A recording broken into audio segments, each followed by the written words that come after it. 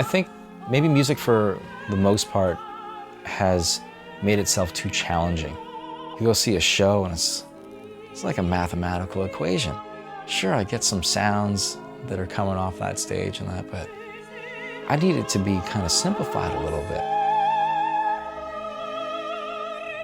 A lot of bands now want to tell you that they're cool first and want you to come check out their sound that they've made with blocks and triangles and whatever other instruments that they've done, but it doesn't have that full closure.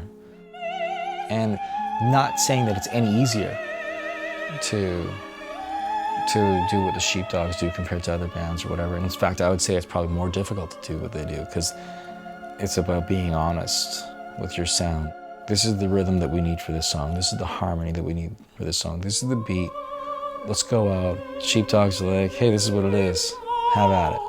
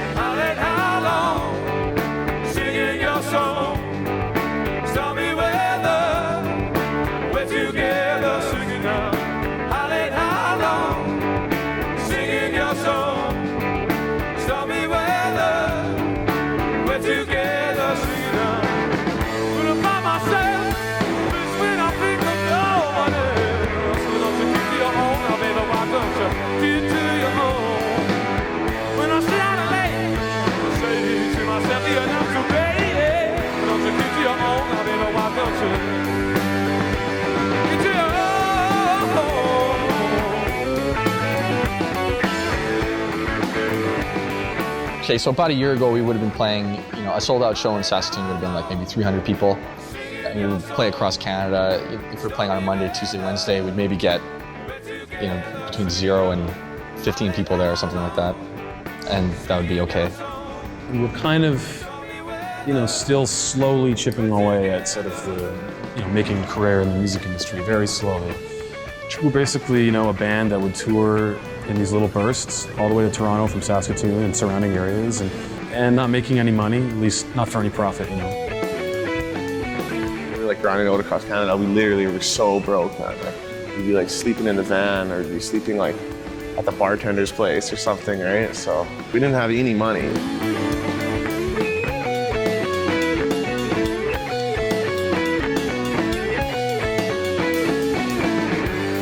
We went from playing small bars, venues, to festivals, to now arenas within 8 months.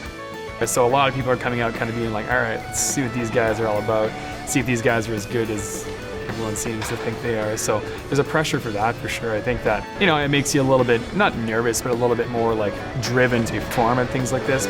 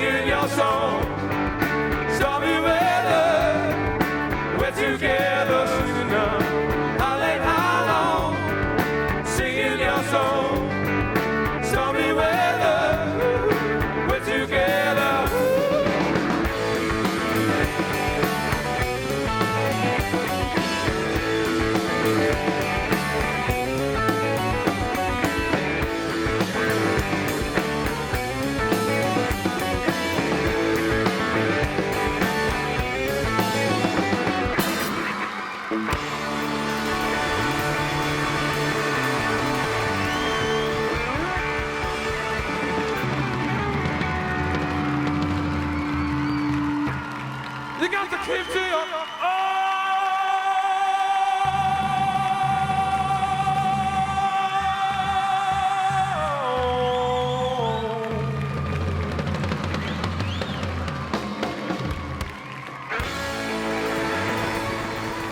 year ahead is a rigorous schedule, and there's a lot of different appearances and press. And so basically just staying on top of everything and delivering. And a lot of people are like, who's the Sheepdogs band, right? That are on the cover of Rolling Stone, like, who are these guys? If the momentum dies due to something else that we can't, that's out of our control, I mean, there's nothing we can do about that. We can only just control the type of music we make and the shows we play.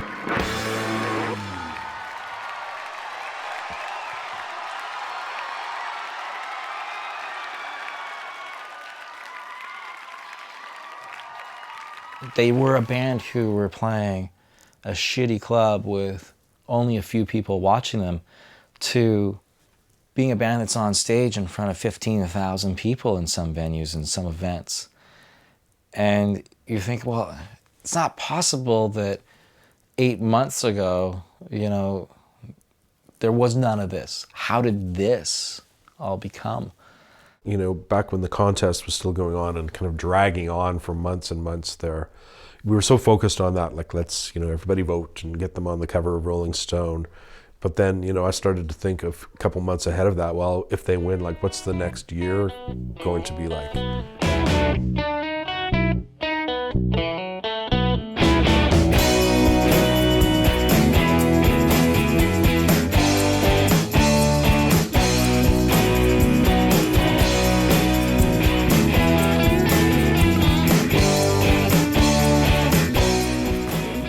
In kind of the world of music right now, there's tons of bands that are fighting for visibility. The Sheepdogs earned a spot on the most high-profile media vehicle in music and pop culture, the cover of Rolling Stone. This band has a lot to live up to, more than a lot of well-established bands. So what do they need to do? I hate to say it, it's really, really simple. They got to deliver a great album. They got to deliver a great live show. They got to be on tour, maniacally on tour, day after day after day after day. They got to do every gig that they possibly can do and continue to do what they do so well, which is play great music and produce great music. We have a trajectory for them that went from small band, Saskatoon, Saskatchewan, rock star, cover of Rolling Stone. We did our part. We've given them every opportunity to see great success. The next trajectory will be what happens when the album comes out.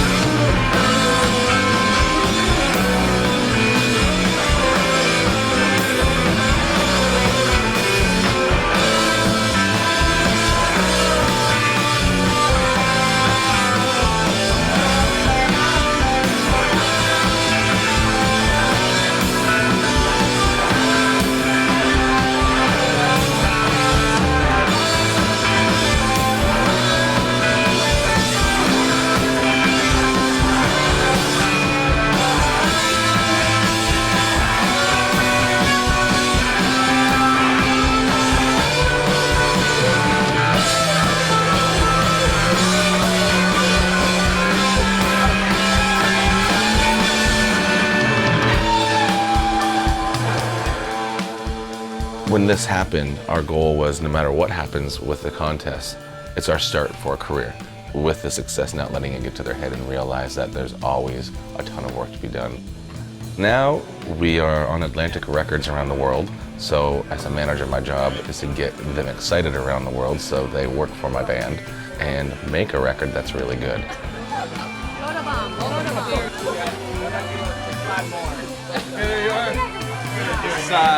Nathan, follow up from the Kings of Leon, his wife, Jessie Balin, and Liet. Photobombing that picture. The Rolling Stone for the 6th time this year. I don't know, like getting into this competition and stuff like that, a lot of people, like, because we hung out with a lot with the business people when we did the writers. Part of the reason I think that we really bonded with everyone is because we just always would come down, we were so excited, and they were just like, they could talk about music, they could just have a good time. We would go for like drinks with them, like outside of the contest and like hang out. It was cool. It was a good relationship.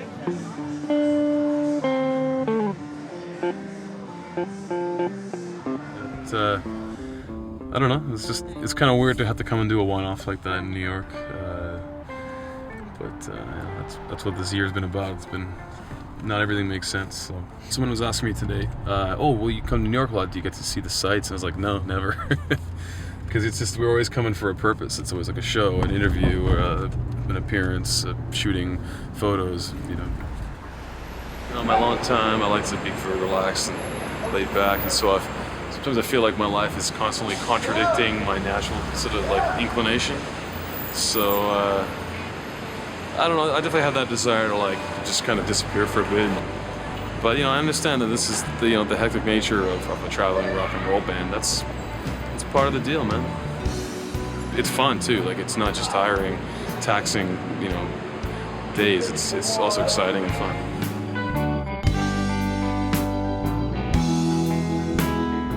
Yeah, Ewan's a principal songwriter. So, like before they make this record, he's gonna go off and come to the band with a bunch of songs. We've been wanting to record an album for a long time. I mean, our last album we had to record ourselves because we couldn't afford to pay anybody to record it, and it turned out extremely well.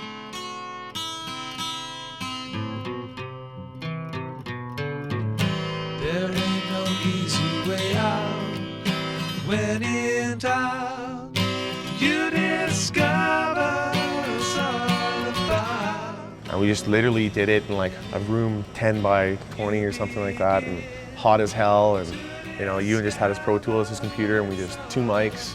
Miking the drum kit solely with 2 microphones is pretty lo-fi or throwback or whatever you want to call it. Typically they'll mic absolutely every piece and put 2 on the snare and do all kinds of things. So we were very limited by only having 2 microphones, but we focused more on the performance, more on the sounds, and didn't worry as much about the recording stuff. And maybe that's to our detriment, but I think it helped us out a lot. You don't feel that pressure, so you get to experiment, you kind of like try these ideas, right? And you get to work it out, right? You get to really work it out. We go make the record with Pat from the Black Keys in Nashville in January. And it's not a lot of time between having toured for a year, going right into a record. I'm sure there's a lot of pressure there. They're handling it very well. I think Atlantic Records might not be handling it too well. They're a bit nervous.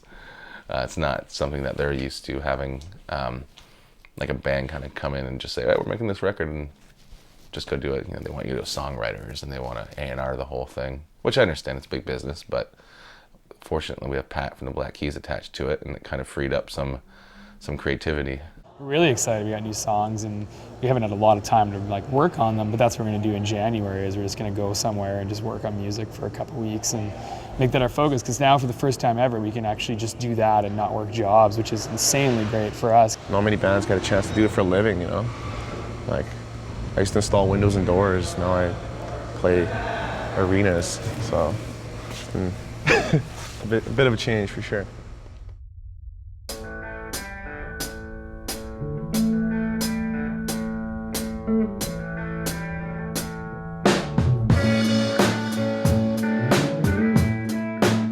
On January 1st, we flew down to Nashville to start recording to a place called Haptown Studios, which is owned by our engineer. Roger Moudneau is his name. He's been working as an engineer for I think over 30 years.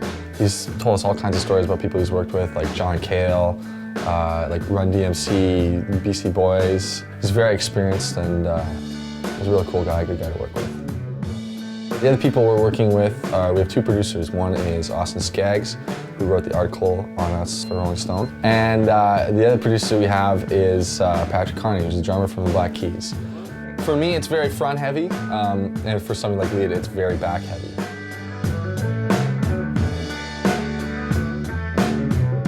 What we usually do is we'll take a song and we'll go in and we'll start playing either our version of it as it is, or sometimes if there's not really a solid arrangement, we'll just start kind of jamming it for Pat and Austin. And particularly Pat will start making suggestions for arrangements, and we'll record it maybe like 3 to 7 times or something like that. We'll pick the best bed track, which is basically the best drum track.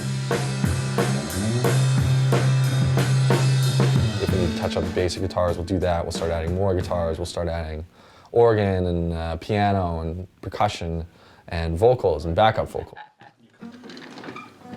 Your fingers nimble and ready to go?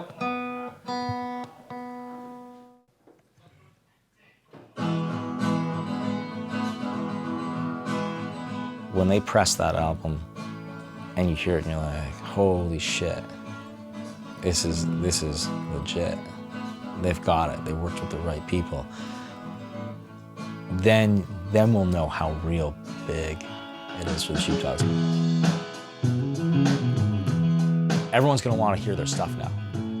As soon as that album comes to anyone's desk, doesn't matter where you are in North America, it will be listened to. It'll be, hey, this is that band that entered that contest, and it's either gonna be, we got the new album, this band is legit, or we got the new album, this band sucks. I don't know why they won that contest. And that'll be it. How do you pick up from there? You've done tours with Kings of Leon, and you've been all around North America, and there's all this buzz. All the buzz dies without a good album.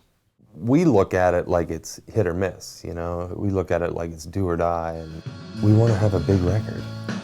We're trying to create music that will continue to, unravel itself to their fans and to whoever listens. But we also want a hit. Everybody wants to be in their position. Everybody wants to be in that spot where, yeah, we had a lot of people checking out our stuff.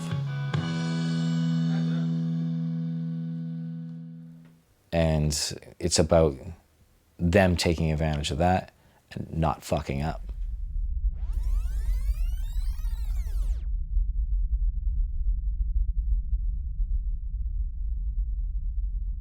He was in his third year at university, and he was studying psychology, looking at possibility of going on to graduate school. Becoming a bit disillusioned with his studies, and in the end decided that this really wasn't what he was wanting to do, so he picked up a guitar and started to write music. And talked his friends at the time, Sam and Ryan, into joining him, and that was the genesis of the Sheepdogs. For a while, Sam had been asking me, because I'm a musician, he goes like, Dad, I'm interested in learning the drums. What should I do? And I wasn't really sure, because he didn't want to start, like a kid would start, like learning the rudiments on a practice pad. So somebody suggested that, why don't you rent him a kit for a month and see what happens? And we went and rented a kit, and neither of us knew how to set it up. It was like right here. So we kind of, I'd seen it done often enough. We figured out how to do it. And then Ewan and Ryan just kind of showed up, and all of a sudden we realized, like, these guys are trying to start a band here. But when they got together, at first it was basically just let's do this thing and see what happens. And it was just the three of them. And they jammed every day for about a month, right here. Eventually we relegated them to the basement because it was just too messy up here. And there they were for 6 years jamming. This is where it all began. This is where they jam. This space right here basically is their rehearsal space. Has been for years, but it's been invaded by a lot of Liet's crap from the apartment because poor Liet is homeless now. This is their whiteboard for their set lists. And that one hasn't been erased for a while. Now that would be from like before the Rolling Stone thing started. Like I say, this is supposedly their rehearsal space, but it's getting fuller and fuller, as you can see. If you follow me this way, it's getting full of crap. See this lovely woman here with the sheepdog head? Yeah, this is the kind of stuff that piles up in my basement.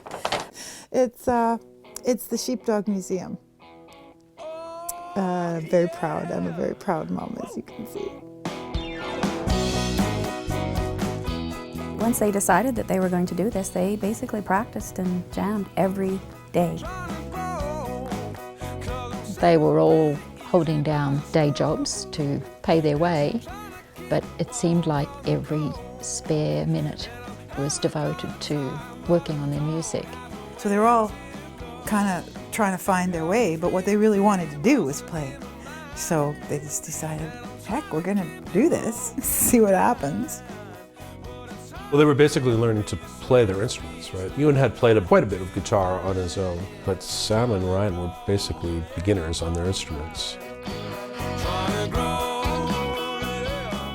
I left a lot because, I'm sorry, and it was loud and not particularly well-organized sounds coming out of my house. But I think they were just having a good time doing it, so it wasn't a painful exercise, right? It was something that they really enjoyed. To me, the biggest leap ahead for them was when they found Liet.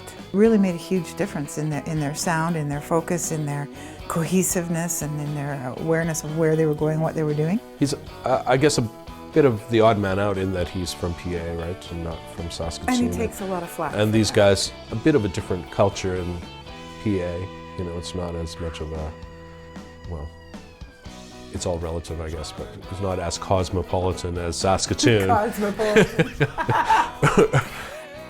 They found him, he was playing guitar at a party, and they were all, the three of them were big Kings of Leon fans, and the big Kings of Leon album was out, and here's this guy from PA playing guitar and singing Kings of Leon stuff, and they were singing Kings of Leon stuff, so they sang together, and then before you knew it, Liet showed up here and jammed in the basement. Like, I think he does add a kind of twist to, if it was 4 high school buddies, maybe it wouldn't be quite the same kind of chemistry. Back in those days, like if you had told them that they would be opening for Kings of Leon, that would have been the craziest thing you'd ever heard in your life.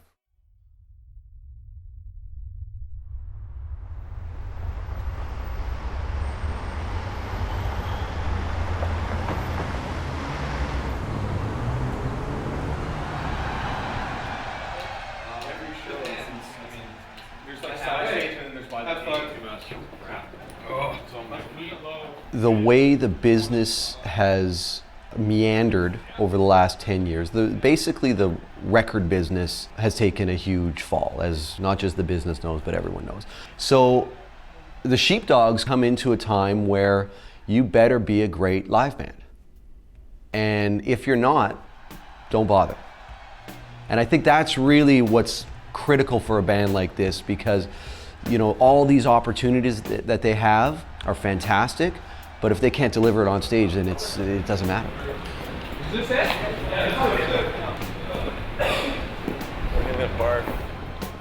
But they have to take advantage and follow through on all the opportunities that are happening right now in order for people to say, hey, they're not just a band on the cover of the Rolling Stone, that this is actually a real band with real soul that can really play and sing and connect with the audience.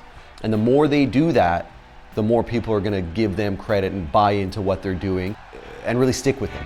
Should I take this kid vagabond? Well, he makes his own. Right on. Yeah, he creates his own. Right on. I guess he'll make my own. Right, right, right.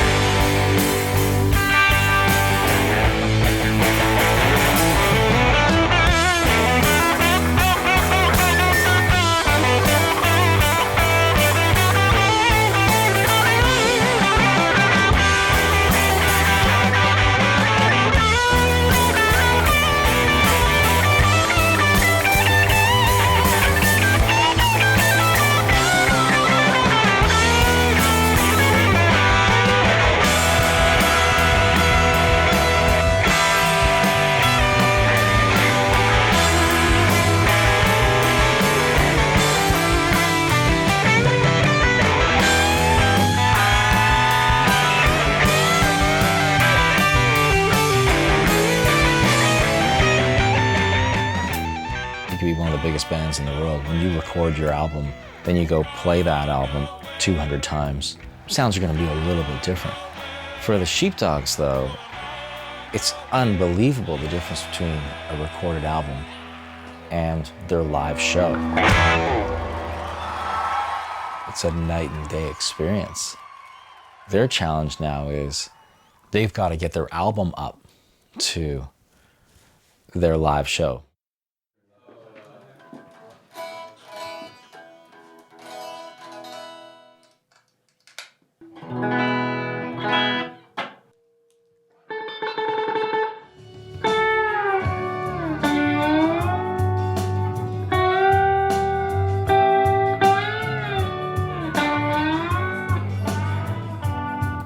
Sorry, guy. When we first got here, I guess I had writer's block or whatever the hell they call it for like a few days. I was having trouble, I don't know, coming up with good parts, I guess you could say. It's just a weird thing, like you gotta go in there and write a catchy solo or a dramatic solo or a mellow solo, or you know, you haven't really heard the whole song a whole lot. Patrick Carney's sitting out in the booth there kind of listening. That was nice. You're missing one note all the time. Fuck off. We maybe had like 5 songs kind of that we were practicing during sound checks over our Canadian tour that were kind of getting there. So basically I had to like come up with stuff on the spot sometimes. Fuck. Just give me a second here. It's tough, like couldn't sleep and stuff. Was waking up in the middle of the night just thinking about it. Just overthinking basically. What do you guys think? It's just like, this is the one thing that I've only been ever good at, like really good at, I think. So when in the face of not being able to do that, it brings you down. Can I just listen to it? Sometimes you have to step out of the box and look at it a different way. And, you know, I just kind of relaxed, just got into it, and just the juices started flowing again, basically. So. Is that good, Dan? Yep. That's how we do it in the biz.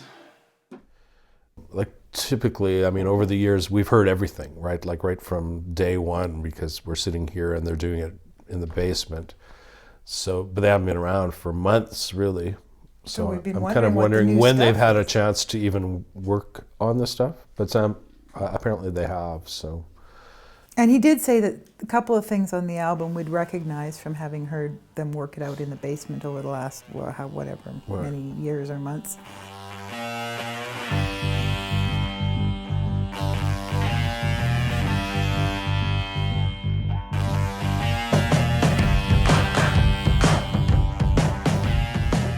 You know, when you're listening to these songs over and over again for 9 hours a day, it's hard to really be like super dialed in. You kind of drift out for a bit, or you go and play like some NBA Jam on the Sega Genesis and you're out for a bit. But then you come back and, you know, and then you're kind of maybe a little fresher, a little more into listening to every vocal take and, you know, picking the right one. A lot of commercial music, commercial rock music especially, is very overproduced and overthought, and people put a lot of thought into things like, you know, beats per minute. Whereas I think our music is more about feel and about kind of first instincts. Ewan did really well, and coming off touring is a pretty hard position to be in as like a songwriter, in the sense that we did nothing last year but tour. It was like no time off, you know, multiple shows a day sometimes. And historically the way we would do things is he would come in with an idea and then we'd flesh it out, we'd play it live, we'd tour with it, and then by the time it came to recording, the song structure and all that stuff was all done up. Whereas now a lot of our songs had ideas and we were coming up with stuff in the studio. I think that you can benefit from that pressure. It's not just a negative thing. I think it can help you and kind of kick you in the ass. Certain songs we'll work on for a while, and there's something we just can't quite get right, and we'll just move on to one of the other songs. You know, when we'll come back to it the next day, add a part, and a song that we thought was totally not working out at all of a sudden it sounded pretty good. Sure, yeah, usually when I record something, I get frustrated that it doesn't sound how it sounds like in my head. And then I go away and I come back and I'm like, actually this sounds pretty good.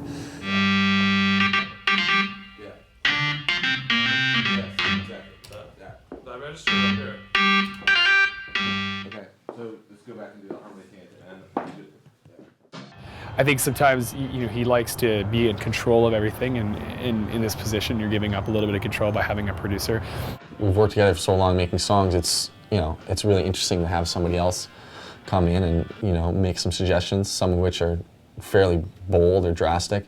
And I think Ewan did really well in the sense that he was able to give up some of that control, but not the control he was giving up, not feel like he was losing part of what's important to him about the music. There's been certain things when he didn't want to change it, and for me, I would usually agree with him. Like if there's a certain thing that is very integral to the song that Pat wanted to change, in the back of my mind, I'm thinking like, God, I hope Ewan sticks to his guns on this, and then he would. They want to change kind of the arrangements, they want to change the tones, they want to change the sounds, but like sometimes you have to go with these ideas, and a lot of them ended up being really great ideas. Like it's just hard to go from, no, this is our song, this is how it's going to be, to someone changing the face of that song. I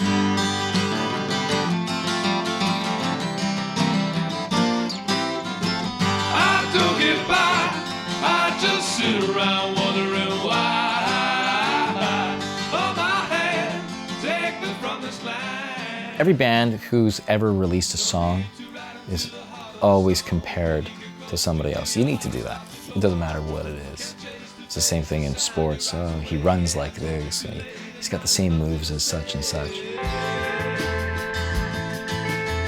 I bet you sit down and ask every single artist, what's your sound? They hate it. A, because it's the first question they ever get asked, and then it just kind of lingers. You have to have a starting point, and the starting point for the Sheepdogs is a comparison to all these bands from the 70s and the 60s. Knowing about the history of music and understanding that we're all kind of, just grasping at musical ideas that have come before us, basically. There's nothing musically that's being done now that hasn't been done at some point or another. And it's your take on it, how a band presents it. So with the Sheepdogs, they remind me of a lot of the bands that I grew up listening to, a lot of the bands that I like and respect. You're going to hear influences from certain other types of bands and stuff that you may recognize or you may identify, or you may go, oh, I feel like this is where they've got that from, but it's still a Sheepdog show. Like, it's just got that authentic rock feel to it. Kind of this renaissance of, the 1970s, but then with this, alternative kind of twist.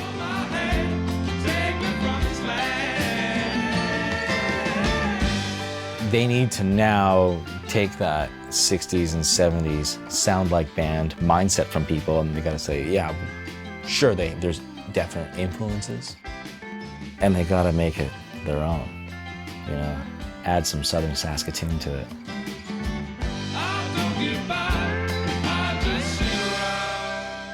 You gotta hope that one day somebody hears an Allman Brothers album and goes, wow, they sound a lot like the Sheepdogs, not the other way around.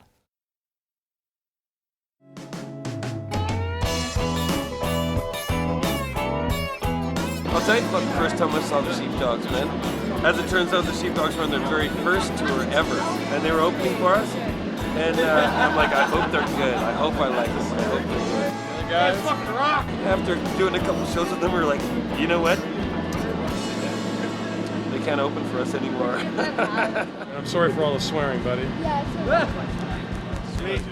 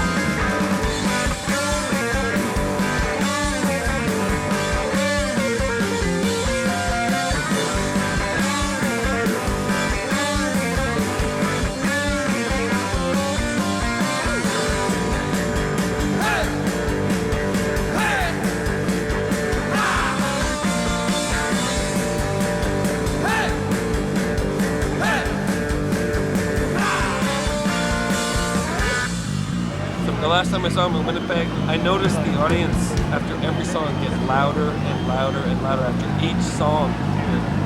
Nobody could stop cheering. No one could stop.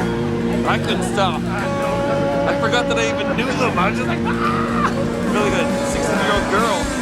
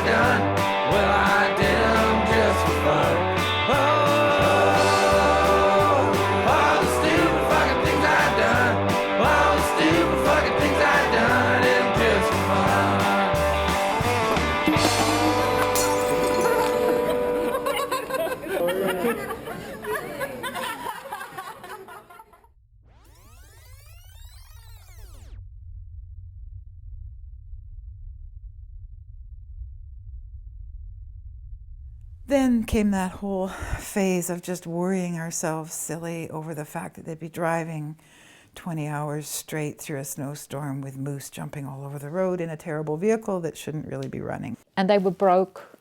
Ewan had no money. He found this stigma of still at his age living at home in his mother's basement, feeling like he wasn't being successful. They got a lot of people telling them that their music wasn't marketable, it wasn't going to get radio play, that kind of stuff. But they just kept going anyway because they loved the little good response that they did get. A lot of that would be real soul-destroying stuff. And they did that for years and years and years. There's got to be a limit on how long you can beat your head against the wall before you finally pack it in. And I think they were very close to that. In fact, I know they were. I was worried that they were going to finally just give it up. And they didn't.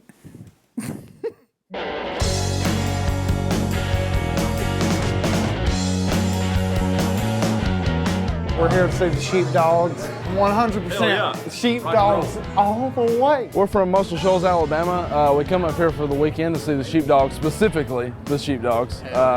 Muscle Shoals has always been known as the capital city of recording, you know. We feel like they have a connection to that music, and that's what we were growing up on, you know. That's the thing we have a connection to. All right, good evening, everybody. We are the Sheepdogs, all the way from Saskatoon, Saskatchewan. We kind of heard about them on the internet. It's really the only source we have to check those guys out. And now to see them in person, it's just like... Sheepdogs! Woo! I'm going crazy right now.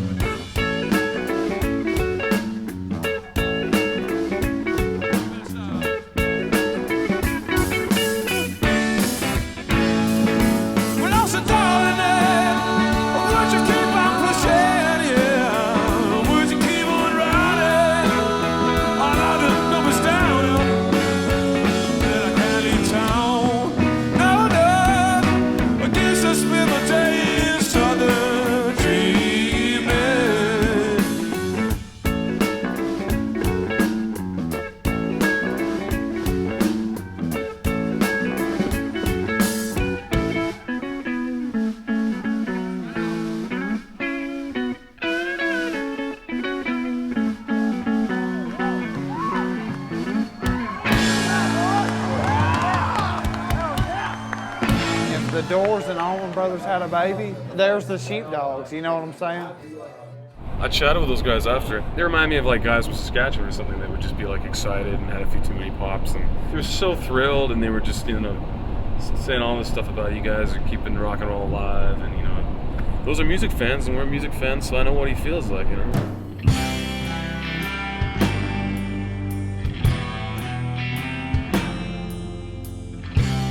Stax Museum is amazing. I personally really worship that type of music, and I know we all like that kind of music, you know, soul music, R&B, especially, you know, sort of the really funky, vibey stuff that comes from the South. So going to the Stax is great. I mean, it's very inspirational, like seeing stuff like, you know, seeing Otis Redding's jacket and like Albert King's guitar and all that kind of stuff. Like, it's just really cool. Like, when you play music, you can get so focused on it, or so jaded, or, you know, whatever, and bitter, or just worked up in it, and you forget that like part of it is also being like a fan. Like, we're just fans of music.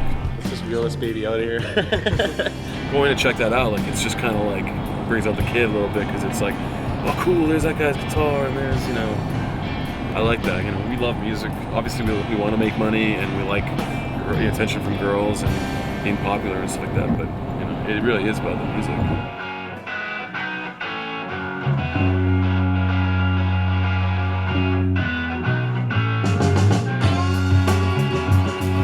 It's a hard part.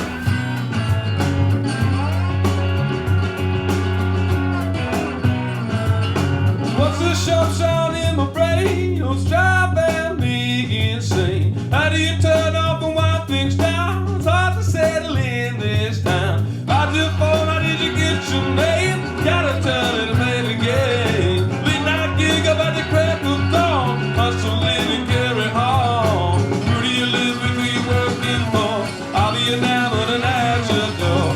Answer the questions, try to pass it through. It's hard to relax, shining as you do.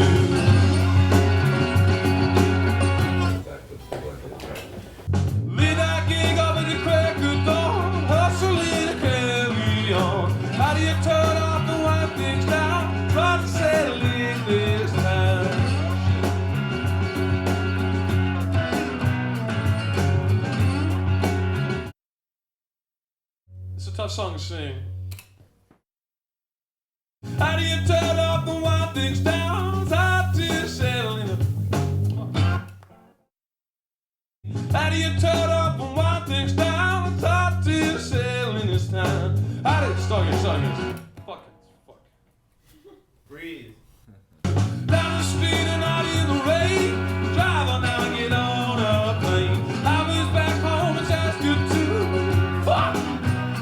It's a fucking impossible song to sing. Hey, let's, I think we got both front sections. Okay. You really nailed it. Okay. Who's here? Alright, cool. Yep. You got this. Okay.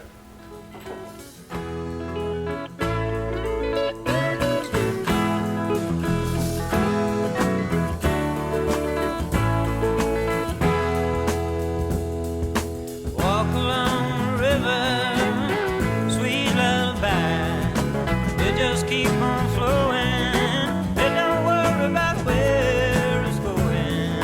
No, no.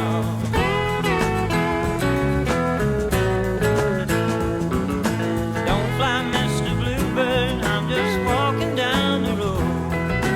Early morning sunshine. Tell me all I need to know.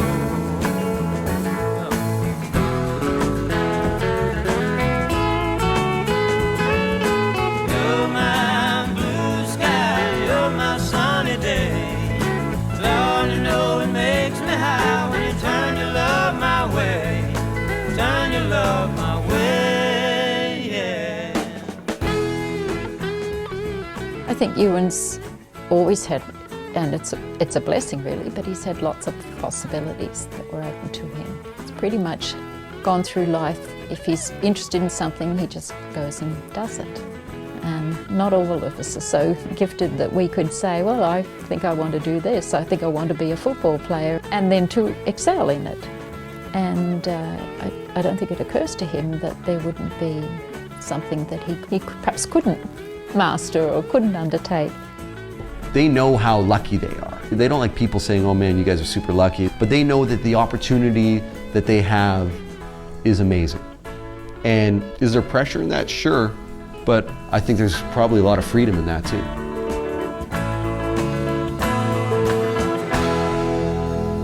And even getting the Rolling Stone, the day after they had the cover, and all the garbage and bullshit they had to do that you have to do in order to, you know, shake hands, kiss babies, do all that kind of thing. There are so many bands that would fail at that.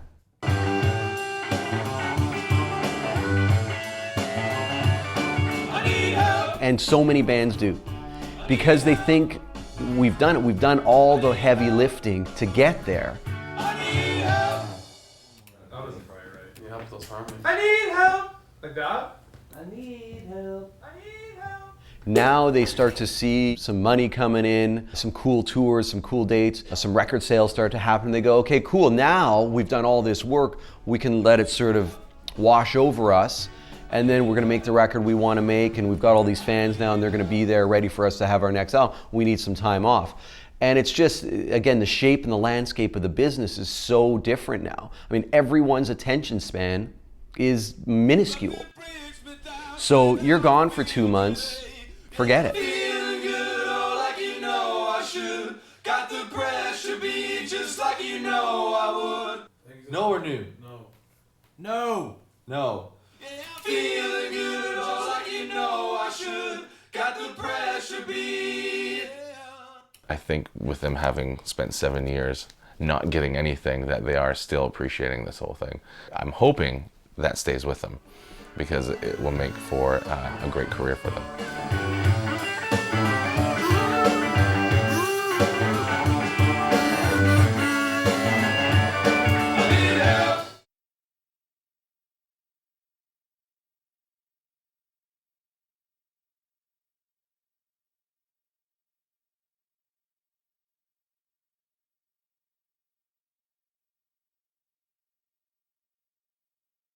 Ryan's like, hey, do you know Joel from Bedlam Management? I'm like, well, yeah, we're buddies type of thing.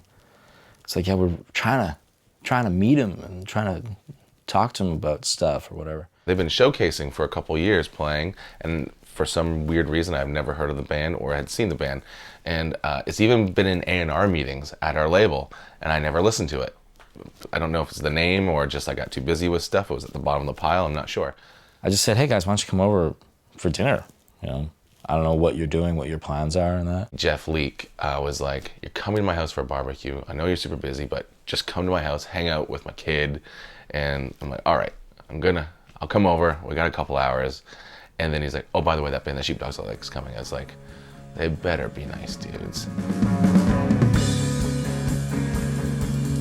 We had a bunch of beer, the band showed up, we had a bunch of burgers, and I think Joel was planning on being there for about an hour and a half, and ended up being there for about 7 hours. And they turned out to be amazing people. But then, I guess from there, they now had a relationship point with Joel.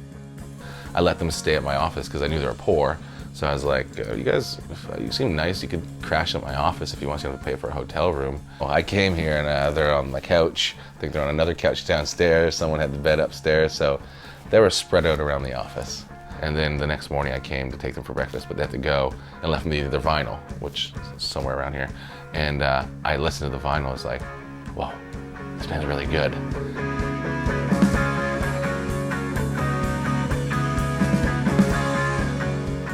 That was it. They found a manager, they found a friend, and next thing you know, they're in some contest.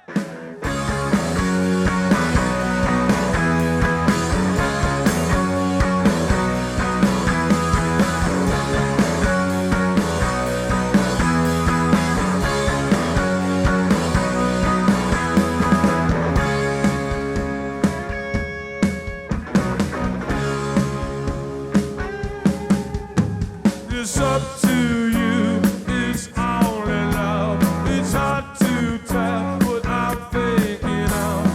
Down the street takes me to there you meet, oh yeah, you know it's true. Woman,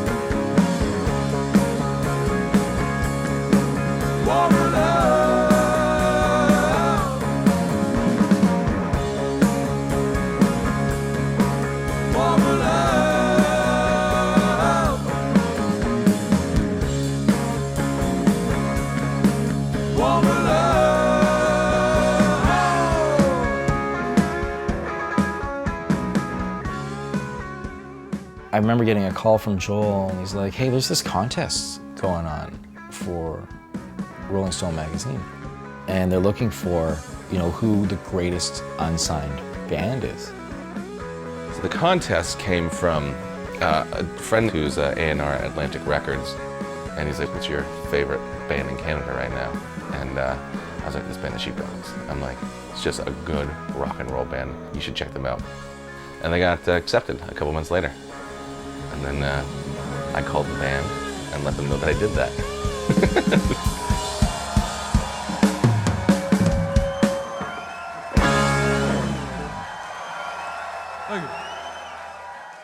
I'll be honest, yeah, it's a contest, you dismiss it. Then you find out that they're in it, like, yeah, that's kind of cool. When I first heard about this, I was like, okay, I mean, it's not gonna hurt. Then when they won a round, you're like, huh, that's weird. They won a round, good for them, you know? And they won another round.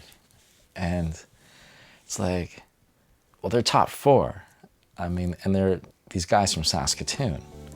I don't know how they're gonna go any further. In this town, I wonder why we look to western skies. Well, I know it won't get better on its own. Lately, mostly I've been feeling fine, but I'm working all of the time, yes, I know it's you. My name is Dale Peters. I run the entertainment group, as I call it, the Dale Speaking Limited. We originally started off as a radio company, getting songs on the radio. My hometown is Saskatoon, the same as theirs, right? I deal with the radio stations in Saskatoon weekly. Nobody ever talked about the Sheepdogs until there was buzz about them with Rolling Stone.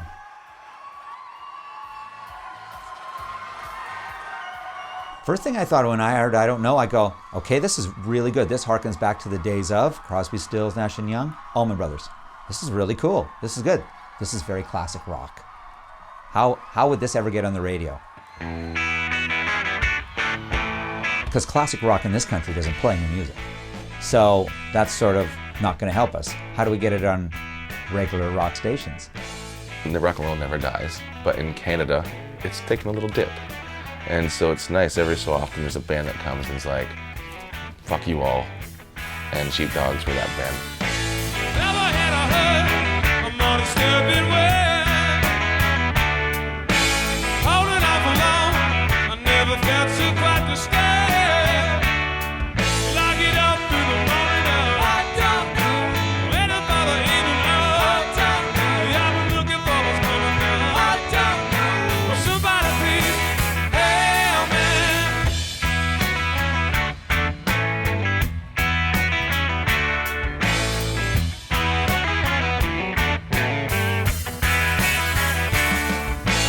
Looking back at me, there's more than mystery, yeah.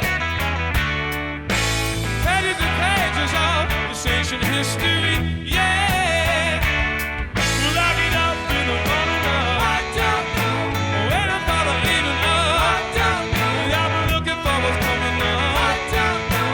Somebody please help me.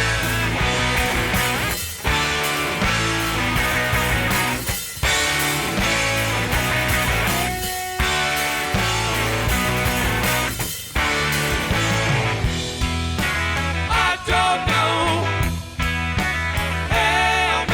Help me, baby. I don't know. Yes, I do know. Help me. Get on. So, you know, it took something as major as becoming one of a finalist of 16 to become a bigger entity. 102.1 at the Edge, 227. I'm Fred. You know, the first time I heard the Sheepdogs, our midday announcer, Josie, she was talking about that Rolling Stone contest with all the bands on it. And then she went through and she's like, there's really only one Canadian band. And maybe I was being a little bit nepotistic and being all excited about Canadian stuff, but really liked it. Well, what I did is I pestered our music director to play them on the air, and he was like, we can't just add some song, like, just because it's this contest. Terrestrial radio, they're interested in maintaining their listeners. And the last thing radio wants to do is play something that's gonna piss off their audience. And so what I did was I talked to the program director, who is his boss. We just threw it on the air, and it was only being played in my show. So basically, whenever I wanted to throw it on, I could play it. Somehow along the way, radio just said, you know what? A lot of people are talking about this. You know, the kids are calling about this. Let's put it on the radio. Once radio programmers knew there was a buzz and something was going on with the band, they really started listening to the song and they were going, this is really good. Oh, it's retro, but it doesn't really matter. And they found real quickly that there was an audience. There was a huge hole for this sound, and people were responding. This whole contest, there's all those like weird like, so this is what's happening. This is what's happening. You're like, shit, this is really big. It's now my huge pleasure to introduce you to the Sheepdogs. When I heard about that, I was just like, really? So we didn't know anything about it. It was kind of like, we thought it was like a kind of go on, say hi. And it just ended up turning into the whole episode. Musically, we are inspired by like classic sounds. So I think that a lot of style choices we make are kind of like that. And Ryan's calling me, he's like, dude, like this is like, we're playing on it and they're making outfits for it. The moment that I saw these snakeskin cowboy boots, I was like, I want that one. So I was like, shit, I should have fucking went. My wife watches it, and then I got into it, and now I like critique the outfits that they create. And that really gave us a lot of fans, because husbands watch with their wives, that program. They don't admit it, but they all came to our shows in America. It almost like looks a bit like a bowling shirt now. I know. They were trying to make them look as comfortable as possible. Ewan's outfits are insane, but he was funny with it, which I thought was endearing. It seems like there's a lot of purple going on. He's like, this isn't really my thing. He's in pigtails and this crazy outfit. It was horrible, which was hilarious because they held themselves so respectful and was kind of dry and funny, and Ewan was great in it. Ewan, what do you think about your look? It's probably outside of my comfort zone. That probably says more about me than necessarily the outfit. The whole kind of like freaky hippie vibe, that's sort of what I wanted, and then maybe it just didn't quite fully come together, I guess. He looks like he's got a suede lobster bib on. It was such a clash of cultures, but their outfits looked fantastic. So I don't know if the next contests are going to be that big, but we definitely got a lot of good looks, and the band held their own. And at one point, I remember Joel saying, wow, we need some votes here. We need some votes, and we need some help. And we went to the radio stations that were playing the Sheepdogs, and they did a call out. So I was like, we're going to use my publicist that I use. She'll work for free. I have this team down here. And it just kept on growing and growing. And it stimulated everybody else. We're this close to being Rolling Stone's pick. Well, how do we make that happen? It was everywhere. Every news, every social network, you know, this thing was really putting them in a different sphere. There was a movement that a band like this 6 months before, without something going on, people would have just been like, oh yeah, some sort of throwback band, whatever. They're cool, sounds cool. But for whatever reason, there was a time and a place where what they were doing and continue to do really resonated with people.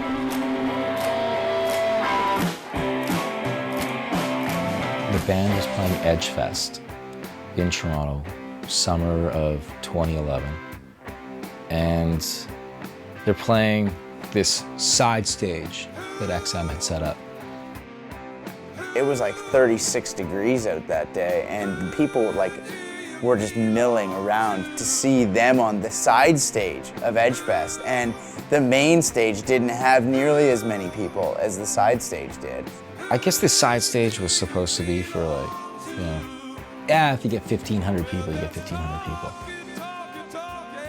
How the Sheepdogs got put on that stage will probably make the event organizers always shake their heads, because just looking out at the crowd, just this sea of people.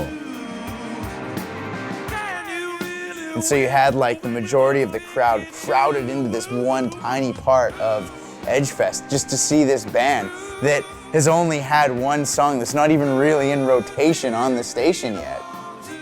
And all singing songs, right along with the band. How do they know about this band? Who told them that this was happening?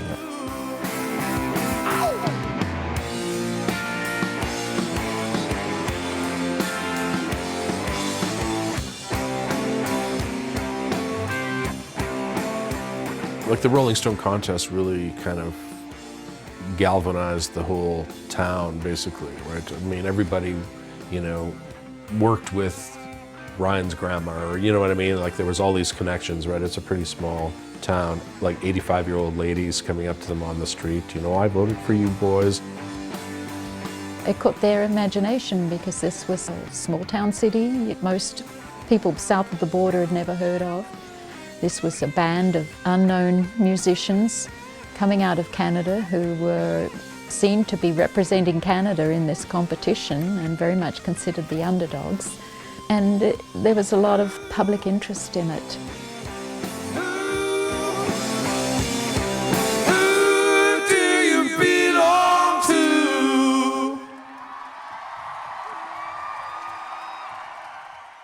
People were like, you know, walking up to me, so, what can you tell us? Please go away now would be a common response. Just, oh, we know what that means. And that doesn't mean anything. That means piss off. Now we have the Sheepdogs here at Brooklyn Navy Yard. And are you guys ready for your Rolling Stone cover shoot? Hell yeah. Hell yeah? All right, Will. Your actual Rolling Stone cover shoot. Hell yeah. Not the... We won? Yes. Yeah. What? Seriously? Really? Uh-huh. This is the real Rolling Stone cover shoot. Oh, man! For real? Like you told us? So Yeah. we're finding out right now. We're finding out right now. You We won! Wow! You're gonna tell us? Wow, that's awesome! I had a feeling when you guys were like, Wow. you're gonna tell us down here. That's so good. That's great. We fucking did it!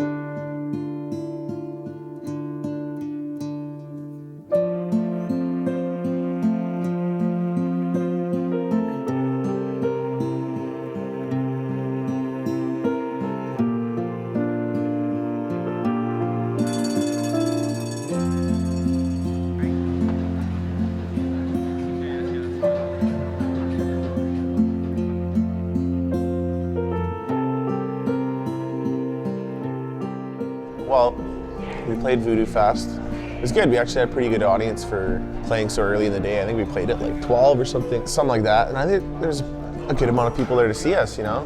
So it was cool. Did you pull the groin muscle in and let jump?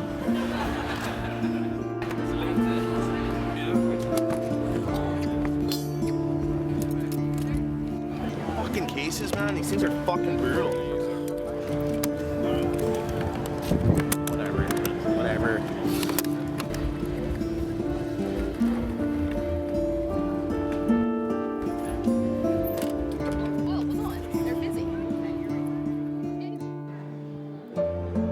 After that, we went down to Bourbon Street. That's where you guys were there and like running in front of us with the cameras or whatever, and the bead throwing and fucking, you know, going into one bar, getting a drink and coming home with it and walking down the street with it and smoking wherever you want, and just like freaking strip bars on every corner. And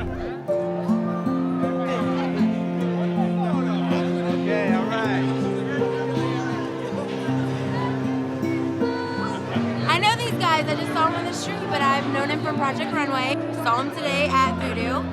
And then I just saw them on the street while we're trying to get a lucky dog. Sheepdogs.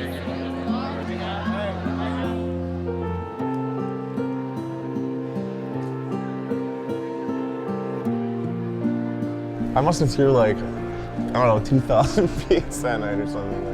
And we were just whipping them at everybody. It was a goal to get like them in someone's drink while they were walking by, or like down their cleavage or something. Like, and some people were really good sports about it, but some people just get so pissed off, man. You think they were gonna come up there and kick your ass or something like that.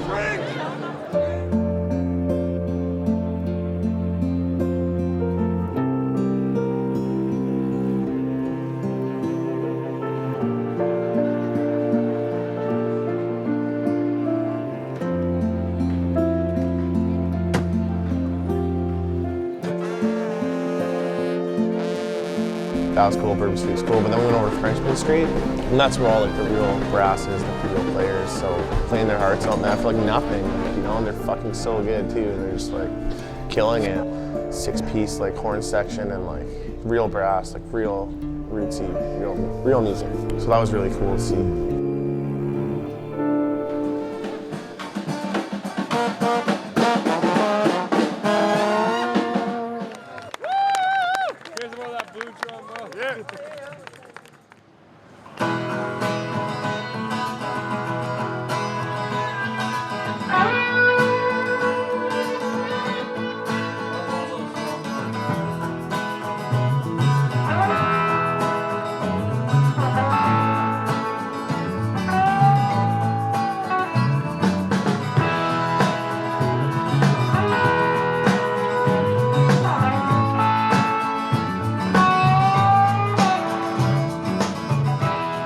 I think anytime you're recording, you're kind of expanding on, you know, your knowledge and the way that you do things as far as creating music goes. You always are learning things when it comes to playing music, whether it's like learning things from other bands playing on the road or, you know, in the studio working with the producer, you get, you know, new ideas and look at things ways you normally wouldn't look at them.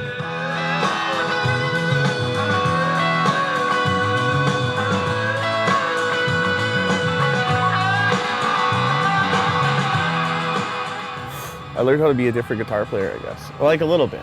Like obviously I always kind of have my groove, but you know, Pat kind of taught me to fall back a bit and like really get into it, and it was just a different way of playing and a different way of looking at it. And it's good, you know, you come away from it having learned something.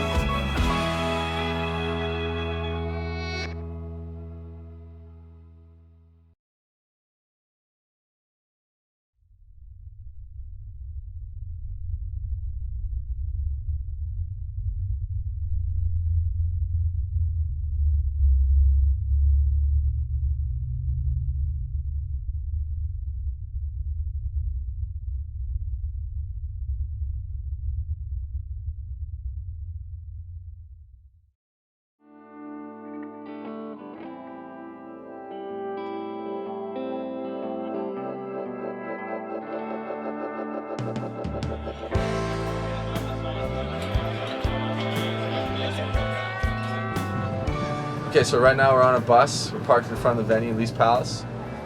So this is the front lounge area here. This is where we, most of the time if we have people on the bus to party or just to take a look, they're kind of limited to this front section. But today I think with the camera, we'll check out the rest of the bus. Let's do it. We have the beer fridge here. Beer is here for some reason. This is our bathroom here. Okay, so we'll go into the bunk area. Here's Kennedy, our wonderful tech. How you doing? Welcome. All right, I can just hide in here. Let you guys go by. And then back here we have the big bunks. This is me, Ewan, Leah, Ryan here. Considering like 3 weeks ago we were in a van in the States and now on this bus because we have a place where we can sleep and, you know, be comfortable, and it's a world of difference, that's for sure. I mean, our managers told us, like, you know, no bus yet, next year, not this year. But here we are.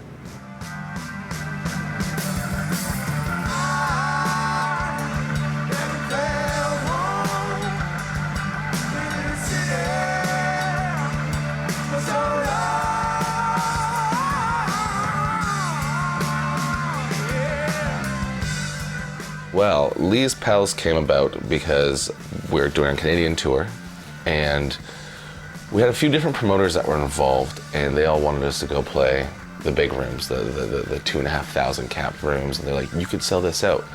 And I spoke with a band about it, and I was like, we can go sell this out, but you haven't played the small clubs yet.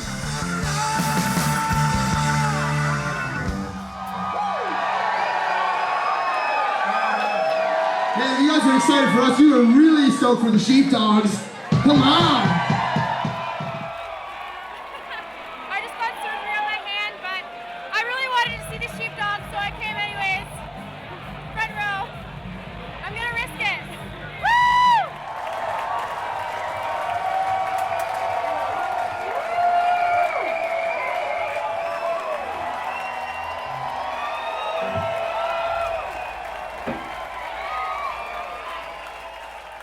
People will love the fact that you're playing Lee's Palace. Like, everyone expects you at the big club.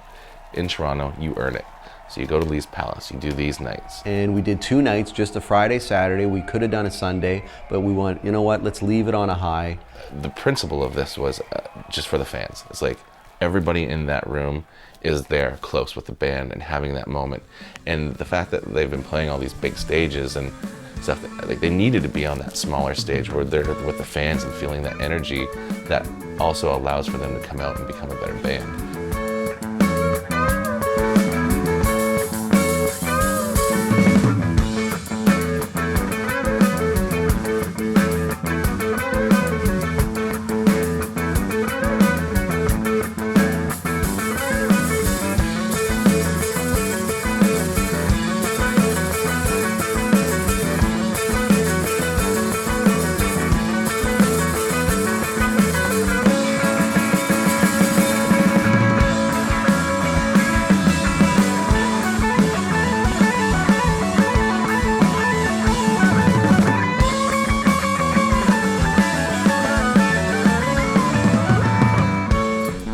We announced the Lee's Palace show, and it sold out like so quick, like within like, I don't know, an hour.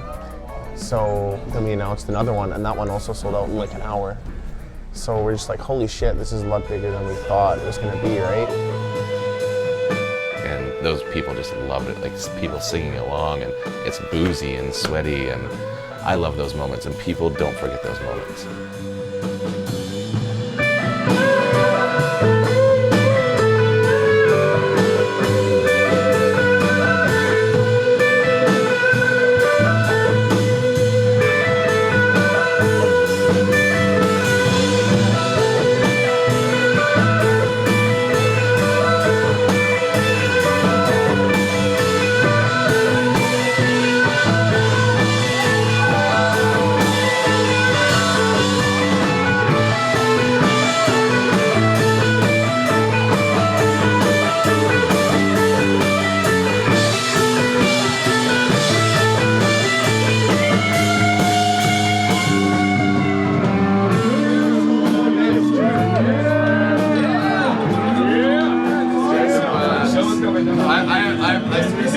Bringing in a couple people back. Should we come out there? No, stay. Jolly day.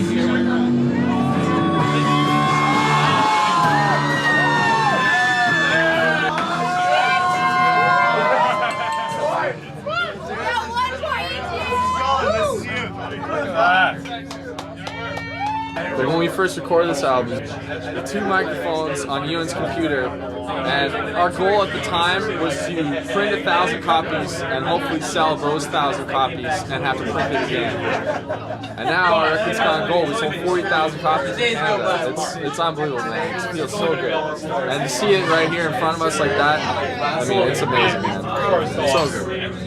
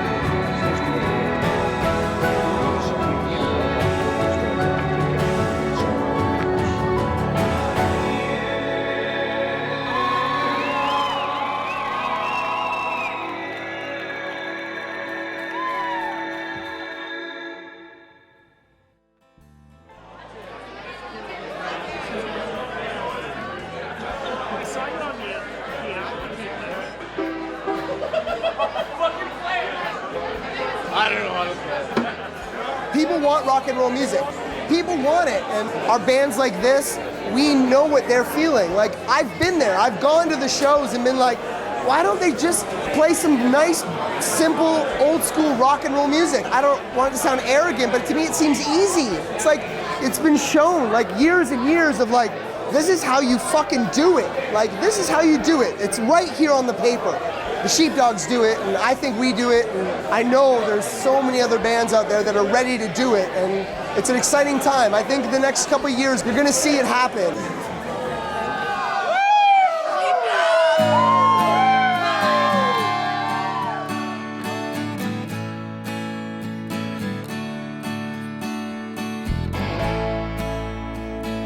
The life that they're leading, you know, like, how would you go back to living in a house in Saskatoon and going to work every day? I've actually thought about that. How would you just go back to normal now?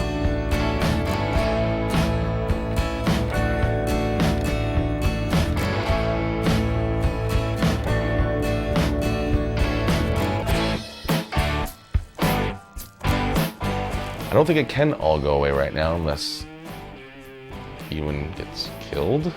I don't know, like, I know that sounds horrible. I don't see it going away anytime soon. We've pushed the ball down the hill and it's just rolling.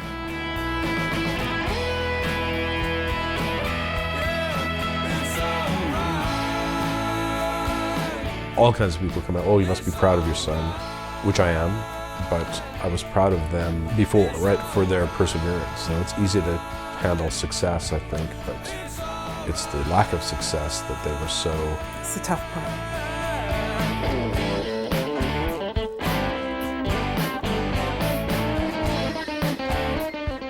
They're always going to be a band. What level, that remains to be determined, but they're always going to be a band. Nothing's going to change that. They're always going to be the rock and roll band, the Sheepdogs.